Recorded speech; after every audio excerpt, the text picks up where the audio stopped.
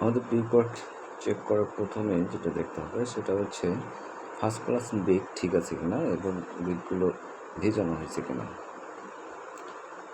এরপরে দেখতে হবে ব্রিক ওয়ালের স্থান পরিষ্কার বা চিপিং করা হয়েছে কিনা। তারপরে দেখতে হবে ব্রিক লেআউট ঠিক আছে কিনা, ব্রিক ওয়ার্কের ভার্টিক্যাল লাইন ঠিক আছে কিনা এবং ভার্টিক্যাল লাইন 3 ফিট পর পর চেক করা হয়েছে কিনা। মর্টার মিক্সিং প্রপোর্শন অনুসারে ঠিক আছে কিনা, এবং আমরা মর্টার 1:4 অনুপাতে মিক্সিং করা হয়, সেই অনুপাতটা ঠিক আছে কিনা এটা দেখতে হবে। এবং মর্টার মিক্সিং করার সময় শুকনো বালি ব্যবহার করা হয়েছে কিনা এটা দেখতে হবে। এবং ব্রিকওয়ার্কের যে মশলার থিকনেস এটা 12 মিলির বেশি হওয়া যাবে না। এবং মোটরের ভিতরে যে একটা গ্রুপ রাখি, এই গ্রুপটা অবশ্যই 10 মিলির বেশি হওয়া যাবে না।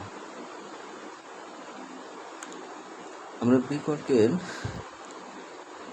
সময় আরসিসি এবং ব্রিকওয়ার্কের যে মিলন স্থল থাকে সেখানে মশলা ভালো করে গাজাতে হবে, নাহলে এখানে ফাটল দেখা যায়।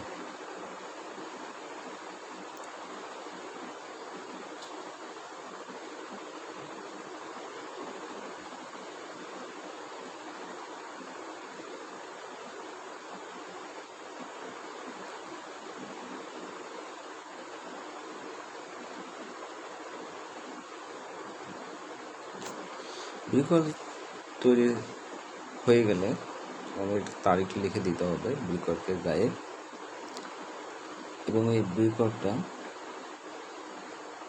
কমপক্ষে 7 দিন কিউরিং করতে হবে। 7 দিন কিউরিং যদি না করা হয় তাহলে ব্রিকওয়ার্কের মাঝে ফাটল দেখা যায়। এখান থেকে ভিউটা অনেক সুন্দর লাগতেছে এবং একটা হেলিকপ্টার উড়ে যাচ্ছে। Nice view, awesome.